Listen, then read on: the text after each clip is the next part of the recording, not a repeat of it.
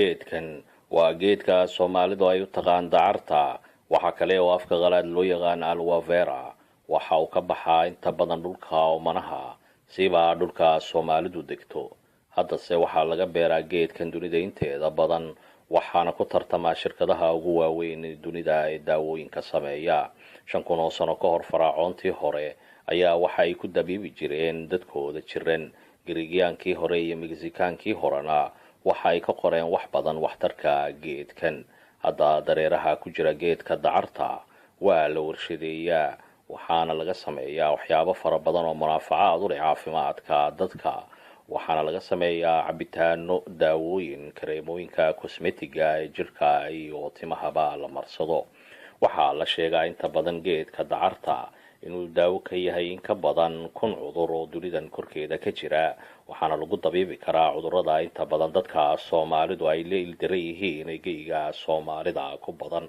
bal in wax ka iftiimin oo waxyaabaha faa'iidooyinka ay geedkani u leeyahay. waa ta koowaad ee waxaa lagu daaweeyaa wejiga dadka oo markaasi weliba lagu qurxin karo wejiyada, oo hablaha Soomaaliduna ay aad u jecel yihiin kareemooyinka laga sameeyey aloe vera.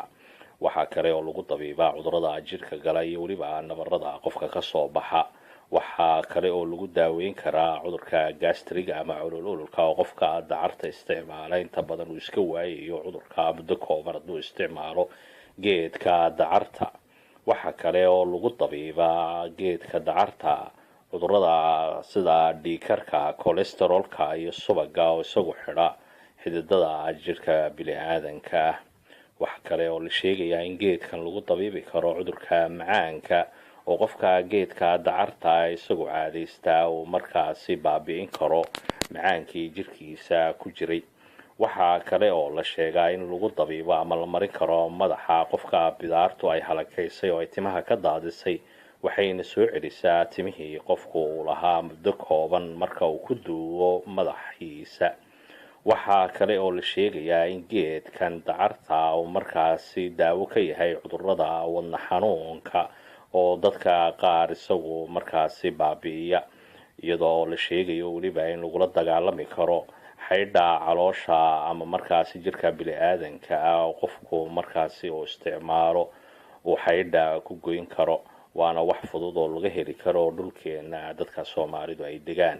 waxa kale oo la sheegayaa oo markaasi la xaqiijiyeen cudurrada kansarka iyo cudurrada xunxun ee aan la daaweyn karin si fudud loogu daaweyn karo geedka dacarta qofka hadduu caadaysto. bal haddaba aynu eegno qaabka loo diyaariyo ama markaasi loo isticmaalo.